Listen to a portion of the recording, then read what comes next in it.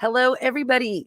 Jennifer Robin, this is Red Hoop Talk, and I am extremely excited to introduce this new audience to my friend, my Alcatraz 50th anniversary basement buddy. So Julian Brave NoiseCat, welcome to the program. Thanks so much for having me on, Jennifer. Glad to be in conversation with you again.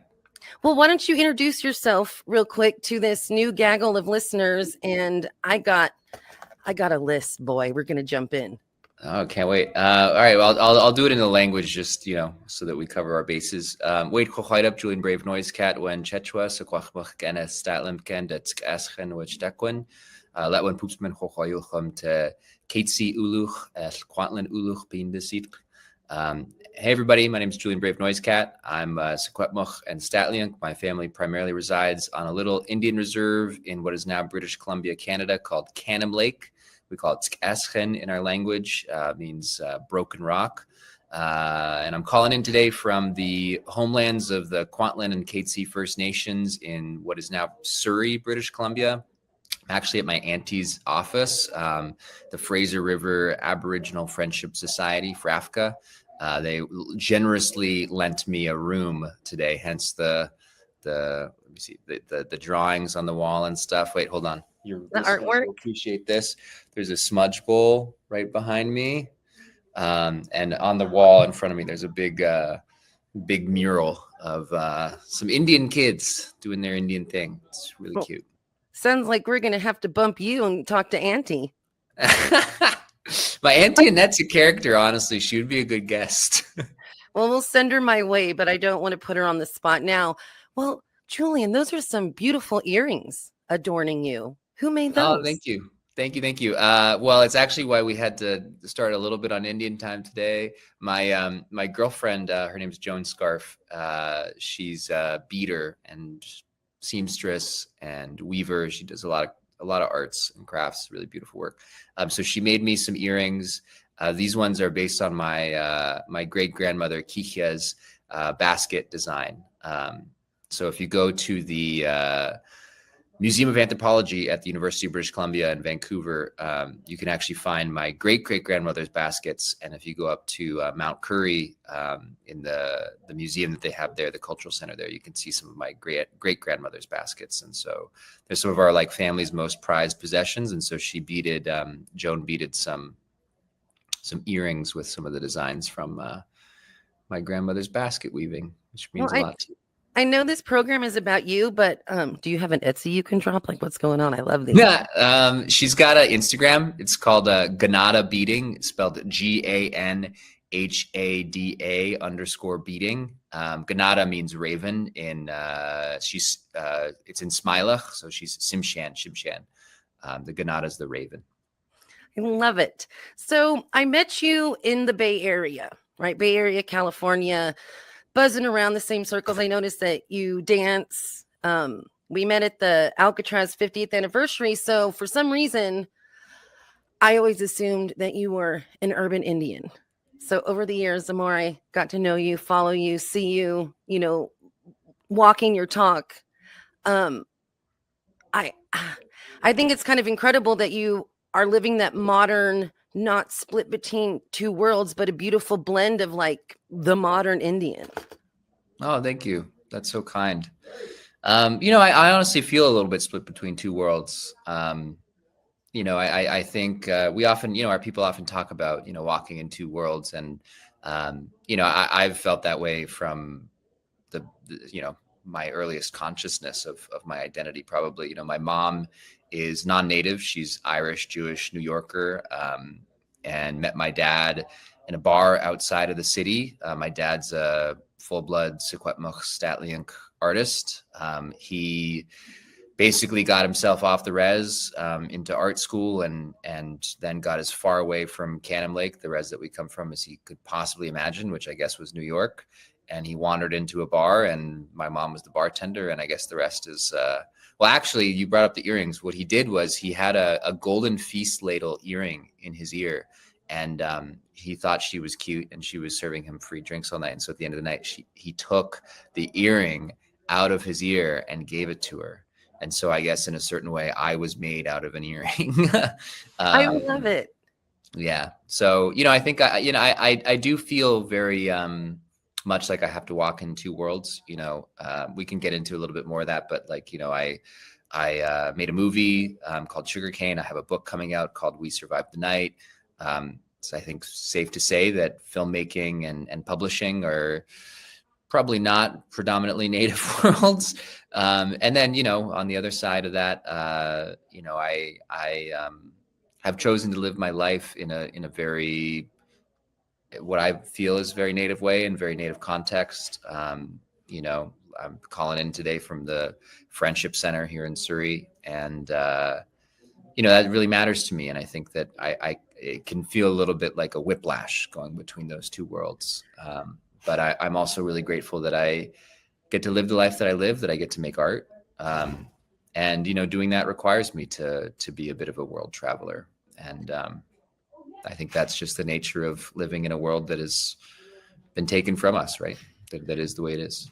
But you make it look easy almost, right? Like I am a kicking and screaming. I don't do a lot of social media. I would rather not wear shoes. I yell colonizer all the time on the freeway. But you're utilizing these modern tools in such an effective way, because we know natives, right? That like, I won't get a driver's license and I don't need an ID, and the government, so we know those. I have an uncle who didn't have any documentation until he was a full-on adult. Right. See what I'm saying? Did not exist in the eyes of the state, kind of a thing. No, not even a status card. So to have that perspective of I don't exist, to exposing yourself, your art, your work, your life to social media and film and books, like it's vulnerable and it's huge. Yeah. I think it has been challenging. I'll be completely honest, telling a story. Sugarcane is about an investigation at the Indian residential school that my family was sent to, and where my father was born and found in the trash incinerator. And, it has been definitely very challenging, and it has weighed on my soul to be out there telling such a hard personal story. In various contexts, there are some contexts where I'm telling that story to talking to people like you, who maybe share a similar story in their own family history. And then in, vastly different contexts wherein people maybe never even heard of the Indian residential schools or the Native American boarding schools.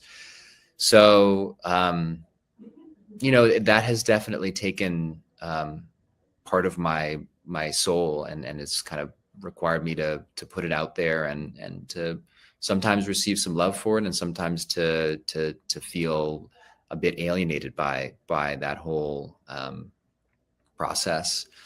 And at the same time, I have a book coming out that's also it's also nonfiction. It also it's a bit broader of a story. It tries to tell the story of Indigenous peoples in Canada and the US today, beginning with myself and my family and expanding outward from there. And I think that also, has and will take some part of me to just sort of like give and put out into the world, and also, potentially be hurt by the way that is seen or received. And, I think that's part of the price, I guess, that I believe I have to pay to do what I love to do, which is to make art and to tell, hard stories. Because ultimately, in both of those cases, in Sugarcane and in We Survived the Night, I'm not just telling hard stories about myself and my family. I'm also telling hard stories that other people have given me, and I feel, reciprocity is such a big thing in our culture. And I feel that if other people are going to be generous with their spirit with me, then I have to, give some of myself back. And that's only fair. Well, we risk, when we put stuff out there, it being appropriated, twisted. When I saw that you worked with Nat Geo, my first thought was, how much of his story was he able to keep? My first thought was, how is this corporation going to miss the point? That's just my first, knee-jerk impulse. So you and I and other people, my father even, we are survivors of residential school if we went or not. Mm-hmm. Right. So my aunt told me my grandma ran away barefoot from boarding school in Mississippi. She never said why. We can only assume what made you run away barefoot at night, right? Gravel on your feet. So how does this tie into, like, when people throw the term around intergenerational trauma? It's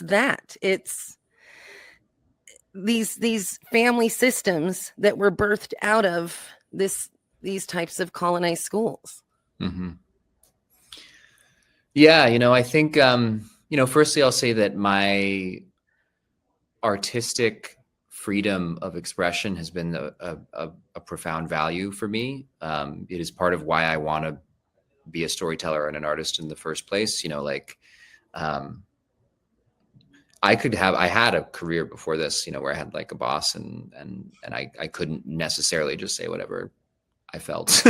But I especially in the current climate, right, where free speech is actually being infringed upon, I really feel it's important for me to be able to get at the truth of whatever the story is that I'm trying to tell, and to not be inhibited in doing that. And so luckily, we made Sugarcane actually fully independently, and then we sold it to Nat Geo. So they had some notes when we did that, but they didn't take any of the creative control from us at all. And they were lovely to work with. Good. And similarly in writing We Survived the Night, the way that my editor and everybody who gave input on that book, ultimately it was to further my vision and to help draw the best version of that book and the truth out of me. And, I'm hopeful that I get to continue to make art like that, for the rest of my life. And I think it's really important to be able to do that, because, the truth of what it is to be an Indigenous person is something that has been hidden by other people for so long. Like the reason why people don't know about schools like St. Joseph's Mission, the one that my family was sent to, the reason why sometimes people don't even know we still exist, or know that we are still going through things now today and not in the 1800s, is that our truths have been, hidden and obscured. But also, sometimes they have been hidden and obscured by our own families, because that is how they survived. You talked about your grandmother at the boarding school. The same is very much true with my grandmother and St. Joseph's Mission, the school she was sent to. She says very little to this day about what she endured there. And that is why my dad didn't really know about the circumstances surrounding his birth. And ultimately, I guess I see at least for this portion of my career, I don't know if I don't think I'm going to keep doing this kind of super personal art making and storytelling for my whole career. I think I need to take a little bit of a break from the hyper personal stuff after this. But, I think that I've seen part of my role and responsibility is telling those kinds of nonfiction, truthful, hard stories about myself and my family, and how these histories of colonization and genocide have impacted us. And, doing that in a way that makes these things visible to other people, and then ultimately, hopefully makes it possible for myself and my family to heal from some of these things. And so far, thankfully, that has been what has happened. So being heard or feeling seen or heard is like one of the first steps in healing, right? So you being able to get to this vulnerable place and share these stories validates many of our experiences, because people don't believe us half the time we talk about things. And Native culture and history is dense and tangled, and your ability to take extremely personal and painful family stories, but United States stories, and bring this out. If I were you too, you done did it, right? You gave it all to us, and we're going to soak it in and appreciate it. But you don't owe us anything else, right? So if you want to write a comedy, or a teen vampire book, go do that. Thank you. I really appreciate that. Yeah, I actually have already started on my next book proposal and my next documentary and all that sort of stuff. And I just love to do what I do, and I want to get to keep doing it. And I think that I guess the one thing that I would say that I really learned from making Sugarcane and writing We Survived the Night is that no matter what the story is, you got to be willing to go all the way there with the story. Like once you commit to telling a story, you can't half really tell the story. You kind of have to go all the way there.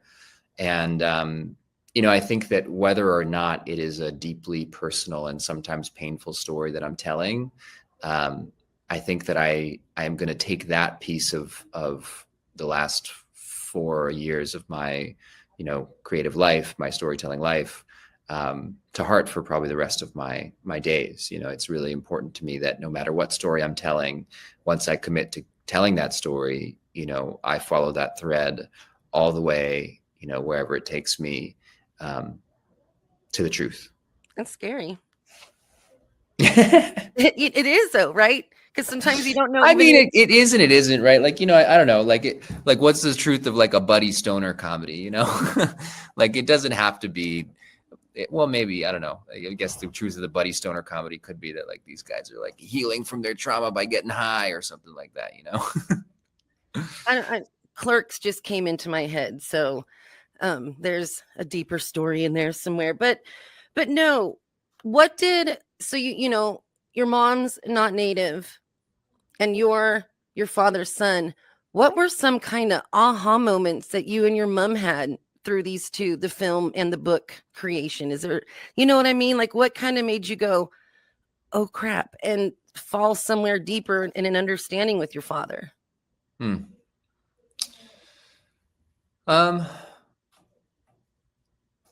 mean, I think firstly, I'll just say that I chose to move in with my dad for 2 years while I made Sugarcane and wrote We Survived the Night. Just as a little bit of backstory, my dad and I didn't really grow up together. He left my mom and our family when I was about 6 or 7. And I saw him pretty sparingly after that, maybe a couple dozen times from the age of 6 to adulthood, 23.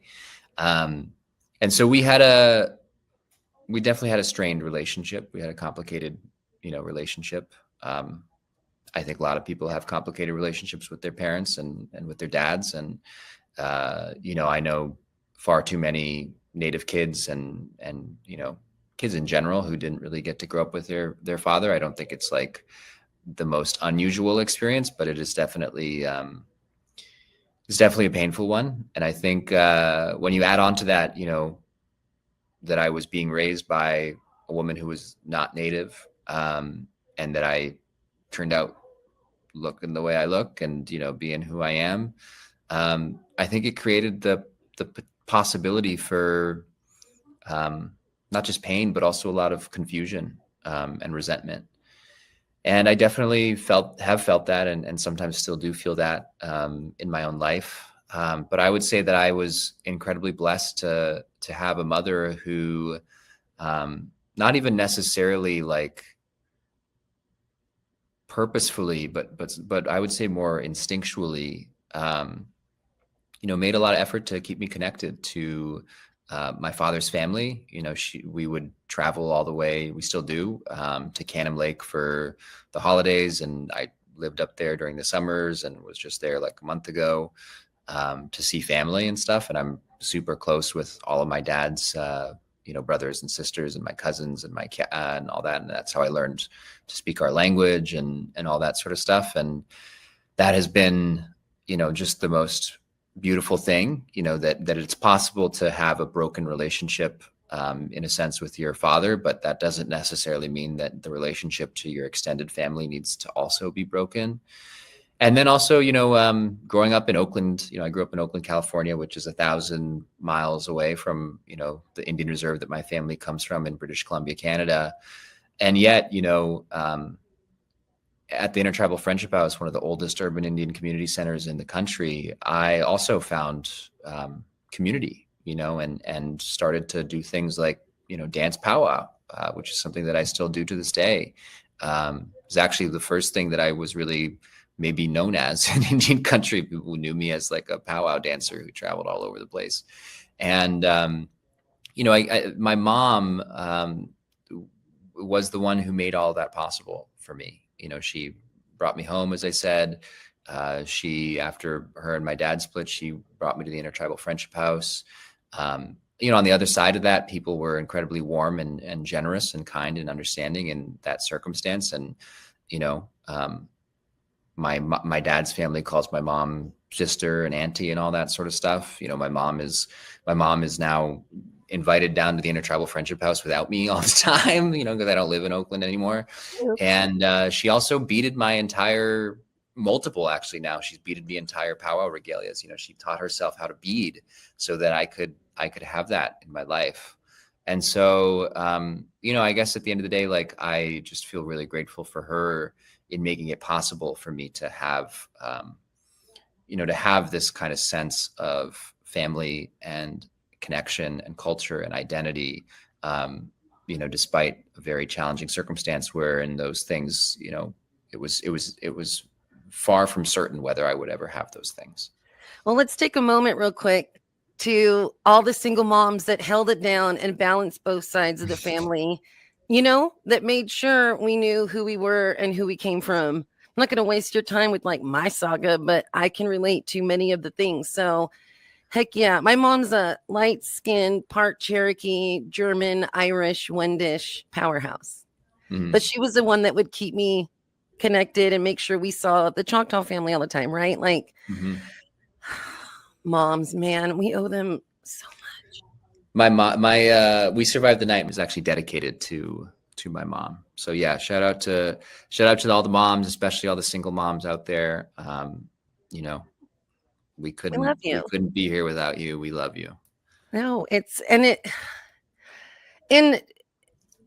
my mom, I went back for, a wedding last year, and my mom set right back in to, her ex-sister-in-law. They gabbed for hours, totally ignored me like when I was a kid. No, but you know what I mean? Like, they have these connections too that have fed them and stabilized them, even though it was for us, it gave them family too.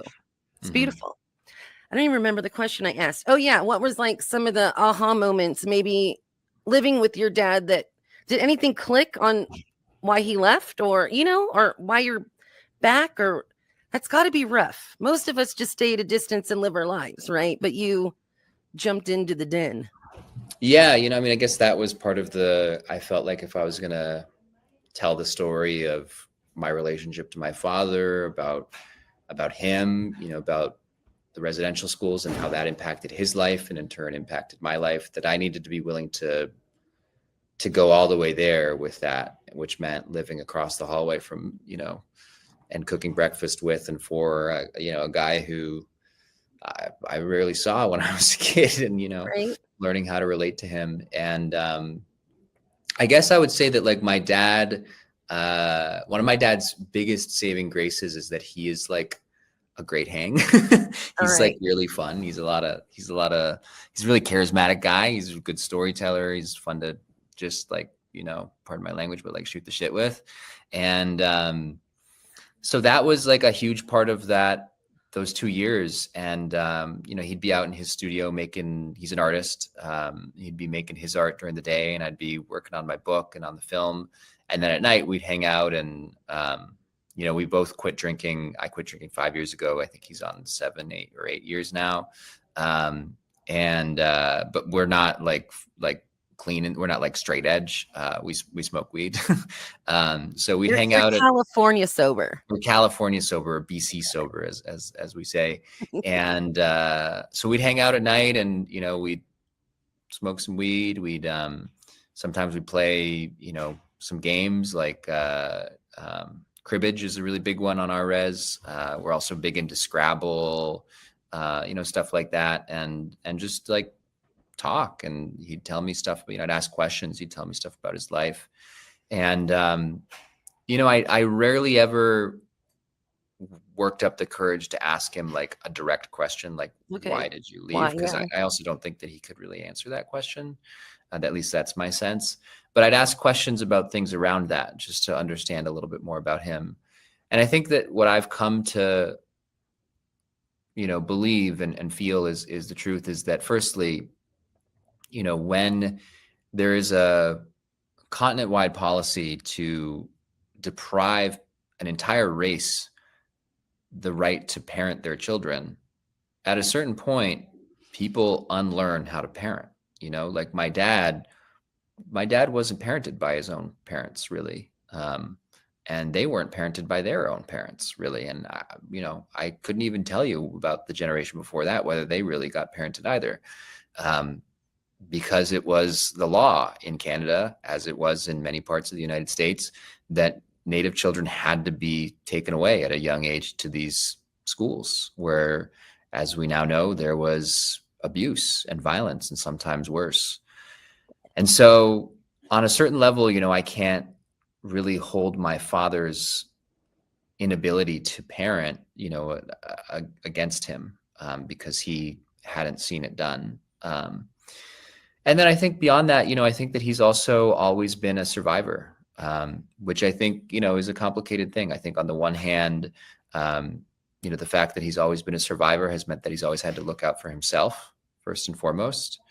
And I think also, the tricky thing about being a survivor is that being a survivor can also become sometimes a justification for things, on the one hand, my dad was like, thank God I made it off the res and made myself into an artist and met your mom and made your life possible. And aren't you so grateful for that? And also, doesn't that make you understand why, I'm just an Indian in this world who doesn't know how to, parent, who doesn't know how to, do things like file my own taxes, who doesn't know how to like really live in this world. I just know how to survive. And what can you really say to that? If you're in my position, like I understand it. And at the same time, at a certain point, I think people do have a responsibility to have made choices differently. Bingo. And I don't know, I could just be projecting my stuff because that's what conversations are. Anger that I go to therapy. I've worked through a lot, but just the anger and disappointment of I deserve something that I don't have. Or am I less than worthy because I don't have this thing, right? Always explaining your family dynamics or always explaining why we don't look like our moms, right? Mm-hmm. Always justifying who we are in our family systems. It's a lot. It's weird. And it starts so young. Mm-hmm. Yeah. And, I think part of, in addition to doing all that, spending all that time with my dad and spending all the time that I did on the res and do on the res, we shot over 1,000 hours of footage when we made Sugarcane. There was over 100 shoot days, the majority of them in the Williams Lake area, which is the sort of broader region that my family comes from. So I was, I grew up in Oakland, but I grew up going back to the res. But it's safe to say over the last 4 years, I ended up spending more time there than I really had before in my life ever, other than there was a couple summers where I did live there. So, I think that being that present in the life of my community and my family, I think, brought me back into a closer relationship to a bunch of the really beautiful things about being, Native. I think that the way that we live in extended family, in relationship to each other, that matters. The fact that like when you're a cousin to somebody, that's actually, I'm working at my auntie's office today. Like I put out a call, like being like, hey, I need like a spot where I can do some interviews today.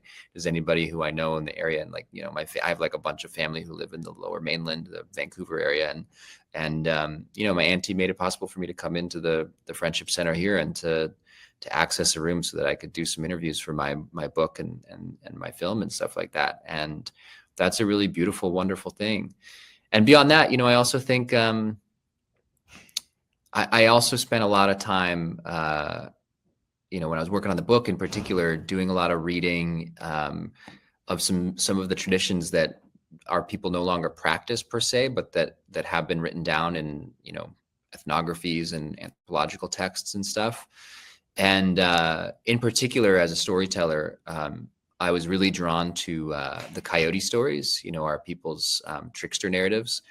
And essentially, after spending all those nights hanging out with my dad and spending all those days reading these coyote stories about this, no good ancestor who went around tricking everybody and creating all these wonderful things, and then also destroying a great deal of stuff, and using his ability to, survive, to live another day just to like feast and chase women and to, get into trouble and to enlarge his own legend. I was reading these stories about the trickster, the great coyote, and I was like, man, like, I kind of know this guy. Like, this is my dad. This is like my grandfather, my dad. This is like so many of the Indian men in my life. And I just wrote down, I'm Coyote's daughter. Like, yeah, you feel it. So, we all feel that. Yeah, no. And so I think that was also really helpful for me, because it helped me put these feelings that I'd always had within a cultural context that my people have maintained and passed on, that was nearly killed off, but that my people have maintained and passed on for like literally thousands of years. There was something, I don't know if comforting is necessarily the right word, but it gave me the language and the framework to understand so much about him and about our family and about our world more broadly, that really showed me that there really are deep truths in these traditions and these stories that have been essentially wiped out. In my lifetime, I've only heard one family member ever tell a coyote story out loud, and it was my uncle, who was one of my grandfather's many strays, who is no longer with us, who told that story. This tradition is like this close to not living among us anymore, and yet Coyote and the ideas and the characteristics of him, you can't tell me that they're not all over this world. I mean, even zooming out from the native world, this is definitely a world that is still shaped by tricksters and their tricks. This is definitely a world that is being transformed in massive ways, culturally and environmentally. This is definitely a world full of very confusing contradictions, wherein, these figures who are driven by their own, egos are at the same time, recreating the world in ways that are highly consequential. And what kind of a story is that? That's a trickster story. That's a coyote story, in my opinion. No, it is a lot. And when you get to the core of a lot of our stories, it's a very human story, right? Because we are just as human. But it seems like the myths that brought over with early immigration were louder and snuffed this out. So I want to ask you one question to explain it. Are residential schools, those are Canada, right? And then boarding schools is a United States term. Were they the same system, basically the same protocol, structure? There were yes, the basic answer would be yes. There were minor differences. In Canada, the government funded the schools, but they were largely administered by the churches. In the US, the government was actually more directly involved in administering the schools, although the churches were also involved. The two systems were influenced by one another. The Carlisle Indian Industrial School in Pennsylvania was kind of seen as a model beyond just the United States, and was one that the Canadians looked to. And at the same time, some of the churches, like the Catholic Church and various Catholic orders that ran some of these schools, they ran schools both in Canada and the United States. And so there are examples of priests from St. Joseph's Mission who were moved around. The implication is because they were abusing at the various schools that they were sent to work at, and then they would be moved after they kind of got caught in some way, shape, or form, not with any repercussions. And that was just kind of how they dealt with it. And so there are examples that we found in the archives of people who were alleged abusers being sent to different schools in Canada, and then eventually ending up at schools in like Nevada, for example, that were run by the same Catholic order. So in my view, like Canada and the United States, you know, it's a cougar, it's a mountain lion, it's the same thing. It's the same thing with just different words. There are some minor differences in various places, but ultimately same kind of system. And in certain places and in certain ways, actually the systems were literally entangled. It's not even necessarily the clear church, that they were right? Because the Catholic Church knew no borders, right? Yeah, the Catholic Church knew no borders, and then the idea also of you know, in Canada, the phrasing is "get rid of the Indian problem." In the U.S., it was you know, "kill the Indian, save the man." Like those are basically, those sentences have the same meaning essentially. You know, just slightly different. You know, different people who said them in different times and places, but the intention, the idea of getting rid of these Indian people and their culture and the way that they were in the way of all these things that the white man wanted to do, same. Even Hitler picked up on some of the government techniques on assimilation and killing food sources and rounding people up. So this is true. It's Lebensraum and Manifest Destiny. Lebensraum, you know, living space, the Nazi idea of what they were doing in Europe for the Aryan race, and Manifest Destiny, you know, pretty similar set of ideas there as well. And I mean, I didn't make the movie, I didn't write the book, and I'm already sweating off all this. So let's talk. We survived the night. Where can people get it? And then what's the lowdown? And are you going to have me crying before I have to let you go? So We Survived the Night is going to be published by Alfred A. Knopf in the United States and Penguin Random House Canada. You can order it wherever books can be ordered. It also has an audiobook, which, you know, I just want to plug because I actually consume a lot of my books in audiobook form, and I did the reading for this one. That's special. It also the book contains a lot of words in my own language and in other indigenous languages. And so I did my absolute best to get those pronunciations, you know, right. It's a lot of pressure. It is a lot of pressure, especially when it's, I mean, I know how to speak most of the Secwepemc Muxcheen words. But, you know, when you're trying to do like Newhalk, for example, and there's like words that are entirely consonants, like there are words in the Newhalk language that have no vowels. It's hard. It's challenging. But, you know, it makes it so you can listen to the book while you're driving to work, while you're doing your dishes. You know, you don't necessarily have to. I think it's really beautiful in print form. But, you know, if you choose to consume it in an audiobook format, I consume a lot of my books in audiobook format, and I encourage people to do that. So, yeah, you can buy it wherever books are sold. You know, in a nutshell, the book is about Indigenous peoples in Canada and the United States today, beginning at the most personal level and expanding outward from there. And what is literarily innovative and ambitious about it is that it's told in the style and tradition of a coyote story, which is a traditional trickster narrative from my people's culture, although many other people also tell stories about Coyote. He's like one of the most prolific tricksters maybe that's ever done a trick. And I use the stories about, you know, the trickster to talk about myself, about my dad, about my grandfather, about my family, and about the broader Indian world that I've, you know, lived in and moved through and done quite a bit of reporting on at this point, and how the stories about the trickster and the ideas running through them, the character of the trickster as well, actually still gets at a lot of the nonfiction truth of, you know, the world as I see it, that this tradition that was nearly wiped out by colonization actually still has a lot to give to literature, to philosophy, to the humanities, and that, you know, it deserves to be respected as nonfiction and the way that our people have always seen it. Well, colonization says we lost. Get over it, assimilate, and move on. You know, being in radio, right? I love music. Learning about the indigenous contribution to the formation of the blues, which is a foundation of modern music.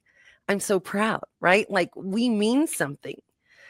Interviewing Billy Mills, a lot of these old Lakota philosophies benefit everybody, right? Mhm. Like we have something to say, we matter. And I don't know. And like, you know, you mentioned earlier free speech. I've been holding my breath since January because I don't know, A, how long a brown woman's going to have a platform that nobody tells her what to say. B, if I say uncomfortable truths now, are there going to be repercussions? You know, oh, boarding schools weren't that bad. You know, slavery, it's not a big deal, right? So it makes this book all the more precious because you had an opportunity as a boarding school, the son of a boarding school failure, right? To bring Proud Indian problem. it, right? Um, is I don't know, it's invaluable. It's I don't want to frame it, but they came for us and we're still here. So that's so Yeah. punk rock. That's anarchy. Thank you. Yeah, you know, there's definitely a lot of rock and roll, and I would also say, just as a total aside, you know, I think that there's a lot of rock and roll in Indian country. You know, I have this belief that if you go into any native home and you go and find the photos of, you know, that person or that family from the 70s, they are going to look so cool. That is the vibe. Yeah, the vibes, you know, and like also it's hard for me not to see those photos and to be like, man, like, I don't know. I think that I mean, we were obviously shaped by the hippies in the 60s and rock and roll, but also I think that rock and roll and that whole aesthetic was looking at, you know, the American Indian movement and Indians in the 70s and Indians, you know, rising up and like not even having to try to be countercultural and inherently being it. And have derived a lot of the vibe and the aesthetic from us. I mean, like we looked cool as hell in the I know. 70s. Just gonna I know. say it. And even Ozzy took it with all our fringe, right? And the hair and the belt. Oh, and The that's too hair, when we were, you jewelry. know, out on Alcatraz for the 50th, the photo display, right? Mhm. Those I was like, I need to find those shoes. Or Yeah. I didn't know I could do that with my braid, you know, just getting inspired by just everything that they did, but also the uniform almost, right? Mhm.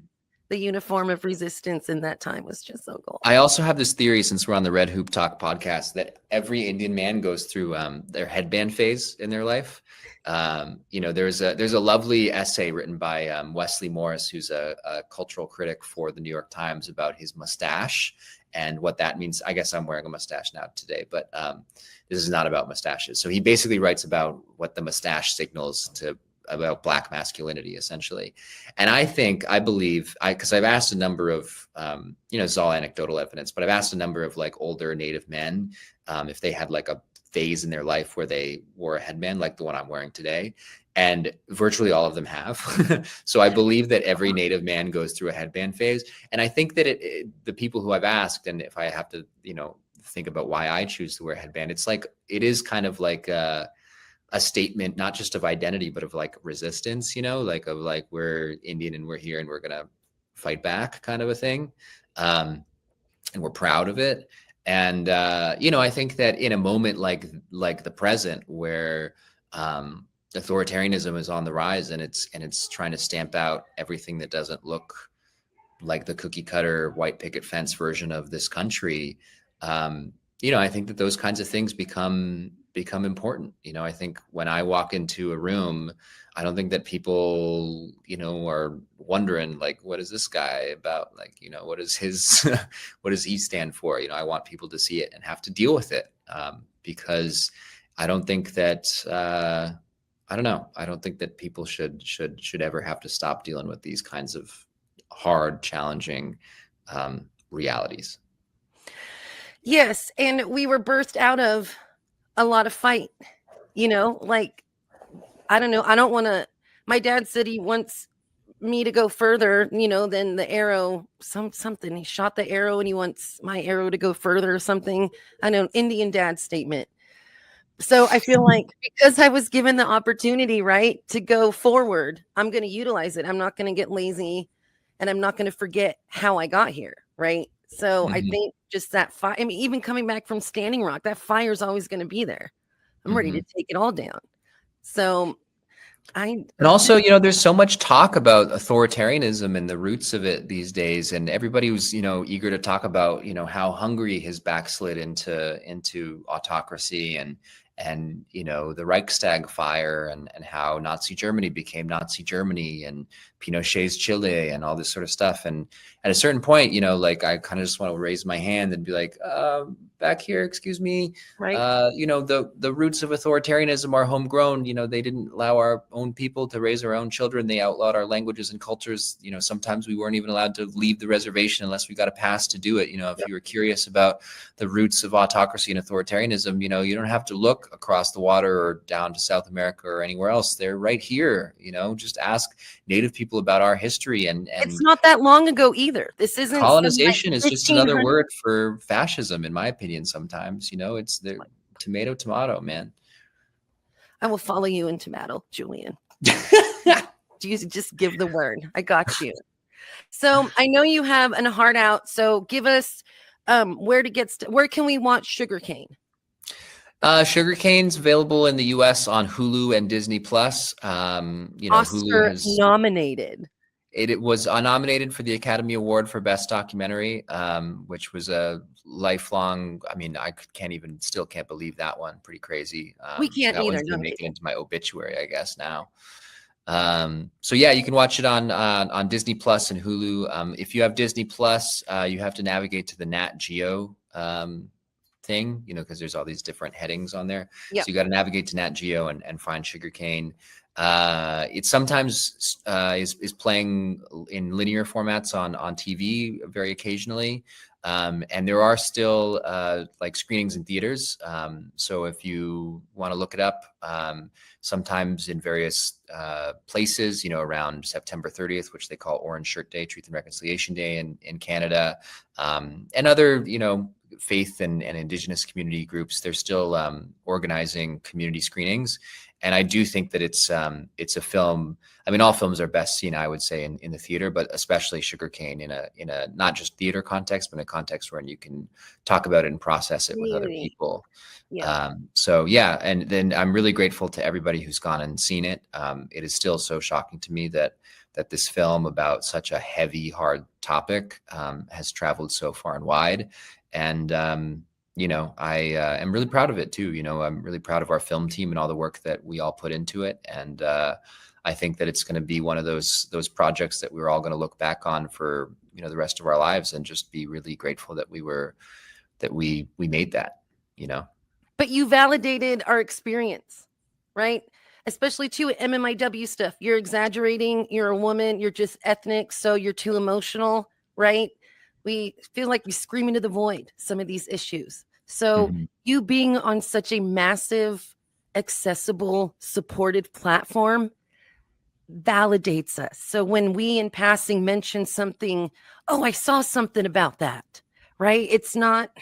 We're not starting at the beginning. We're all kind of having a conversation together. So it's just, I'm getting goosebumps. It's huge what you've done. It's hugely personal what you've done, right? So, Pa, does your dad have social media for his art or sculpture? He does. Right? Yeah. He's what's his handle? It's either NoiseCat Art or Ed Archie NoiseCat on Instagram. He's very active on there. He's always posting when he's in the studio and what he's making. So you can follow him there. You know, it's hard to be an artist. It's hard to make a living being an artist, especially when you're making Indian art. So, you know, he teaches and he's always making stuff. He's one of the hardest working people I know. And, you know, so if you can go check out his work, if you have the kinds of means to buy something and you feel moved to do that, you know, everything helps. And, you know, he's going to be the kind of person who I think when he can't make his art anymore, I don't know if he's going to stick around much longer after that. So, yeah, keep going. I'm envisioning like my future front door, like instead of gargoyles, there's just two coyotes. The neighbors. Actually, you know, it's been really cool after reading the book, because I gave him an advanced reader copy to read. It's actually really influenced his art and art making. So he's now at my sort of suggestion, and after reading what I wrote about our lives and the coyote stories, he's started making sculptures and carving pieces and making masks and stuff that are partially inspired by the Coyote stories. Like there's one story, for example, where Coyote finds himself in a fish trap that's operated by these two witches in I guess the beginning of time, before the salmon have come up the river, and they're catching all the salmon in their fish traps, and Coyote transforms himself into the shape of a feast dish, so that they'll bring him inside the house so that he can eat their fish. And so my dad made a coyote feast dish with the trickster, on his back, with the hollow beneath his ribs where his belly is, being the bowl. And, he's his coyote tongue is going into the bowl, and his, burnt coyote tail is going that way. And it's an awesome piece, honestly. And it's been really cool to collaborate with him. We made the film together, and I think that, Native people, we live with our families, we live intergenerationally, and it's been really cool to start making art, or at least working on art that's influencing each other, and collaborating on art that is doing that for us. My pa built my nice little back. Oh, really? Yeah, because I said I need a thing, cool. And he said, "What do you need?" And I said, "I need a thing." And then now it's got windows, and it's complex, and so yes, but creativeness is how we process pain and joy, and all the art is vital. So having all these programs, music, art, all these things cut off, it cuts off the human experience and expression, and I think is what makes people just bad people. Mm-hmm. Mm-hmm. Mm-hmm. All right, I know I got a few more minutes, so give us We Survived the Night. Where, who, what, where, why, when, how, one more time. Sock it to us. Actually, real quick, as you brought up dads, I just want to give a shout out to my dad real quick. This is a hand-me-down from my dad. It was hanging in his studio. It's my onesie outfit. And every time I went in there, I would be like, "Hey, do you still wear that?" And eventually he caught the hint and he gave it to me. So this is going to be one of my book tour fits, I guess. It's a hand-me-down from dad, and this is one of my dad's pieces from the 90s, so this one's pretty special to me. There's going to be a book tour, I guess I should say, in addition to what I've said about the book, and how it's essentially a big coyote story about my family and Indigenous peoples today.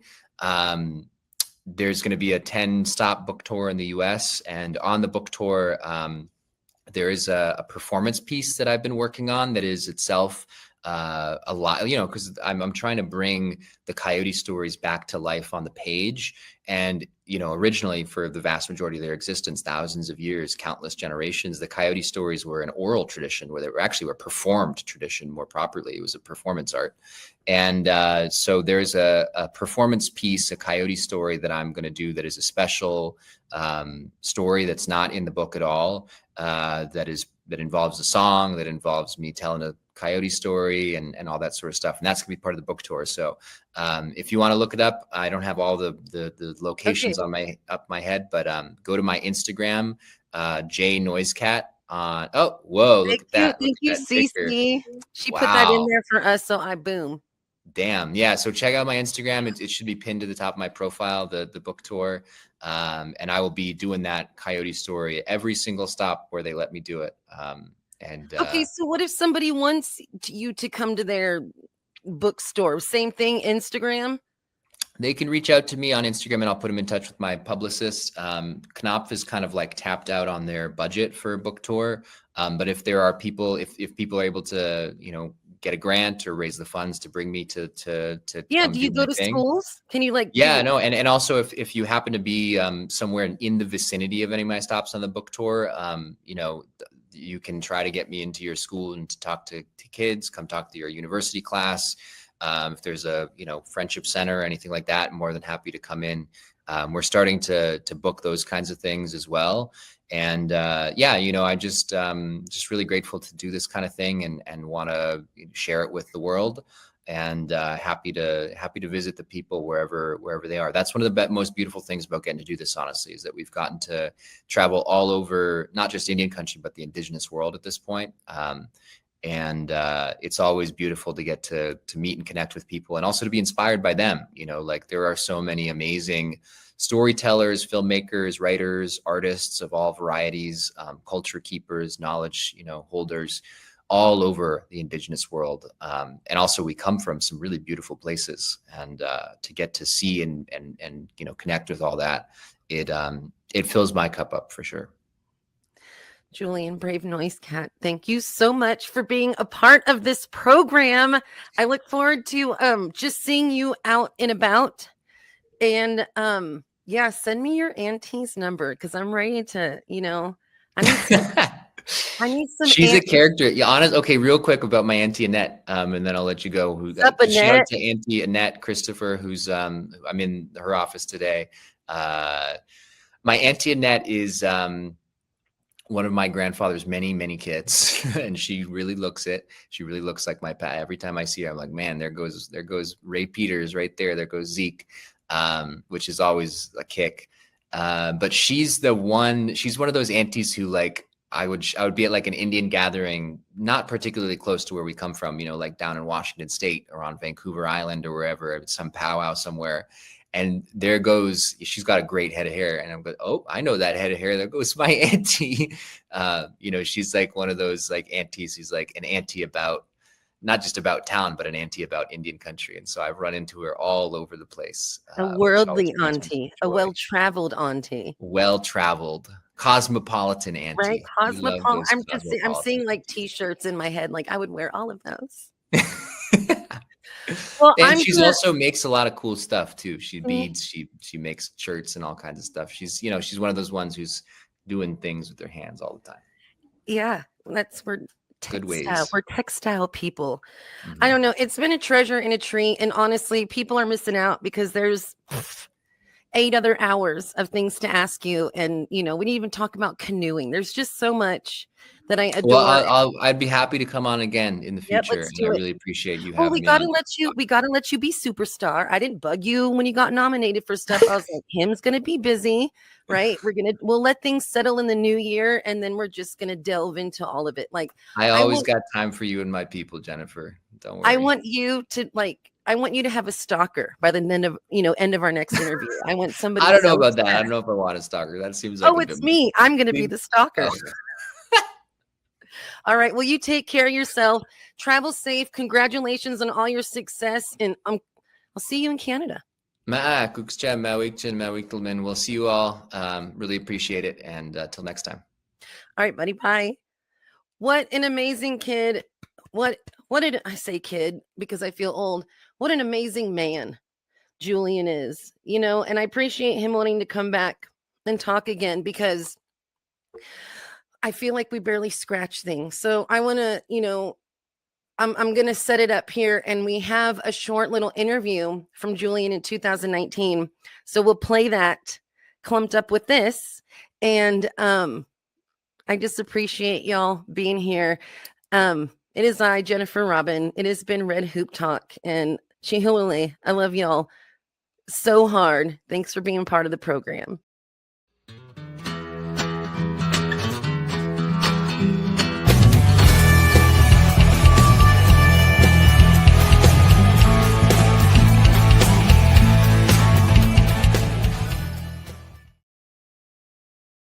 My name is Julian Brave NoiseCat. I'm from the Secwepemc and Statelink Nations. I grew up in Oakland, California.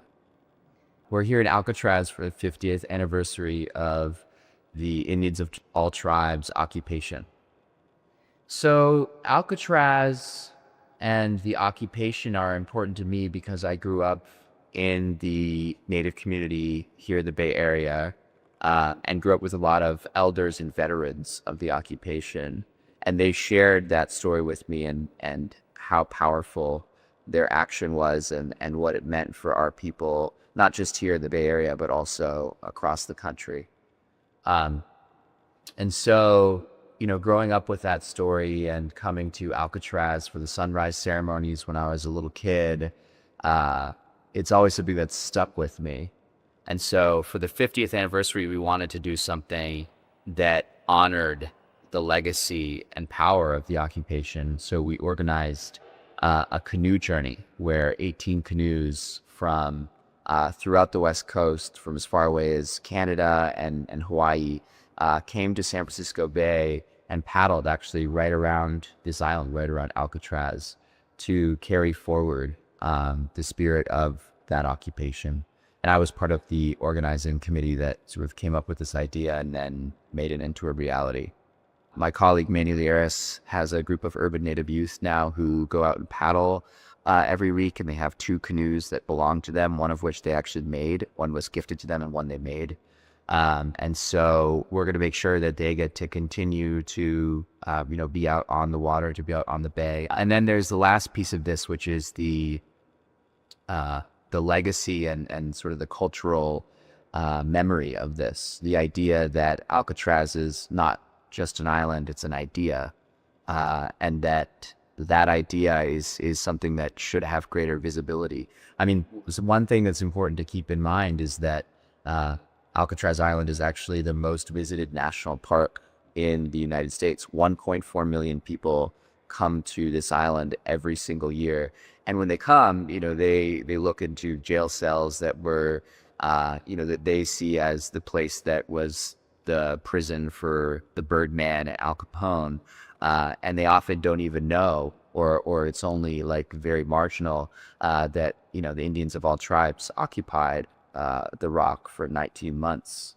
And not only that they did that, but that was a turning point in United States history, in Native history. And we think that history needs to be honored and carried forward. So before the Alcatraz occupation, the United States official policy towards Native peoples was called termination. And the idea was that Native people needed to be assimilated into broader American society. And that was done through things like the relocation, which actually sent many Native families to places like the Bay Area. That was achieved through boarding schools, where Native kids were taken from their families and sent away to schools where they were often abused. And that included legal actions to take away our treaty and sovereign rights. And this was the official policy of the United States government until Alcatraz happened. So this was an official and active policy of the United States government. After Alcatraz, things started to change. The official policy towards Native people became one of self-determination. It was actually Richard Nixon, of all people, who inaugurated this shift, which gives you sort of an insight into how powerful this movement was. And to this day, the United States policy towards Native people is one of self-determination. So in many ways, Alcatraz is kind of like the Montgomery, Alabama of the Native rights movement.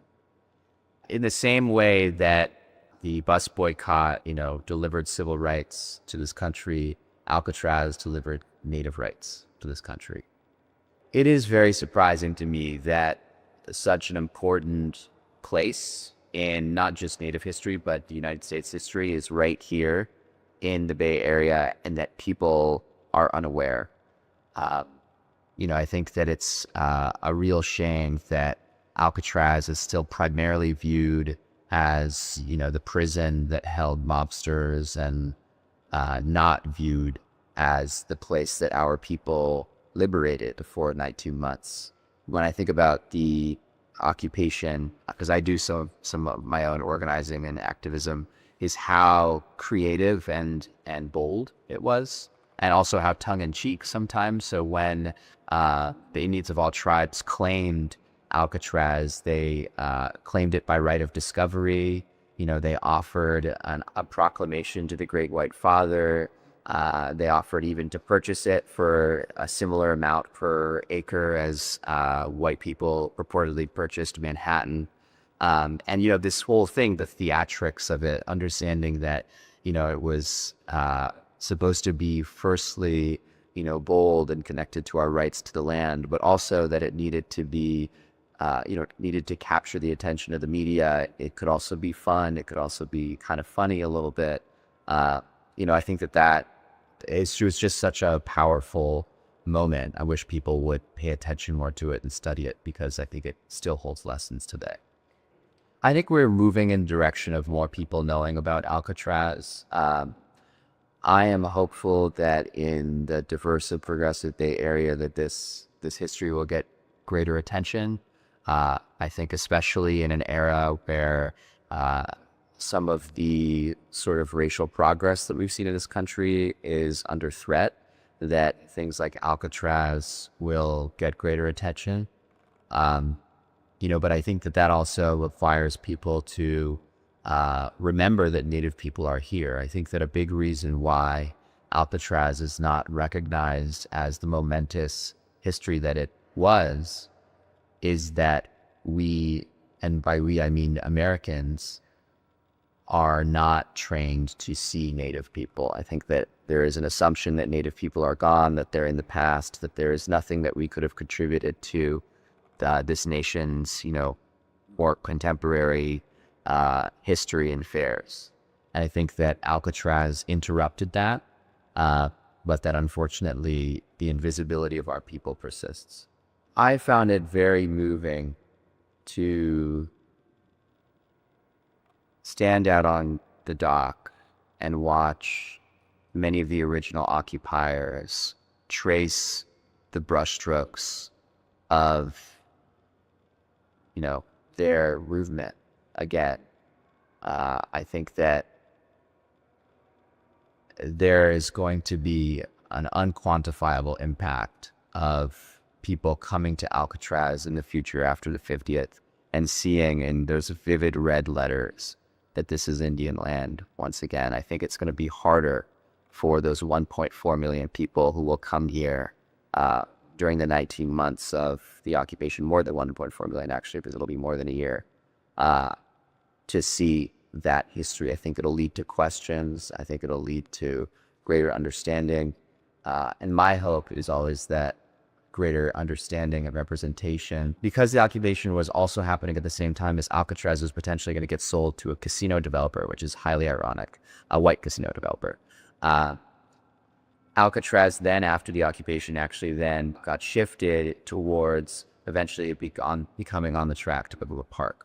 So in a lot of ways, actually, the current preservation of Alcatraz was catalyzed, at least in part, by the actions of the Indians of all tribes, because otherwise there was a good chance that this island would now be a casino or some kind of high-end real estate. I think that part of the history is really fascinating to me. At the same time, I would say that when it comes to federal agencies, like the National Park Service tends to have a little bit more woke staff. I think the park has obviously made it possible to repaint a lot of the political slogans and graffiti onto the island. During the canoe journey, they were very easy to work with. They gave us the permits to do the things that we needed to do. And I think that one of the things that the occupation has shifted is that now there is an ability of Native people to work with a lot of these, bureaucracies and institutions. And that makes things like, today, the 50th possible. It made the canoe journey possible. And I think it can make a lot of great work possible down the road. A lot of the veterans who've come back to celebrate the 50th are getting quite elderly. So I really hope that people are listening to them, that we're hearing their stories, that we're capturing their stories, so that those can be preserved and passed on for posterity. For the 60th, I would hope that there's going to be another Alcatraz canoe journey. And I would hope that there would be a new generation at that point of young people who have grown up like I did with the history and memory of the occupation present in their lives and their communities, and not just Native people, like non-Native kids too. And that they're thinking about what their responsibility is to carry things forward for our people and for, our communities and our society sort of at large.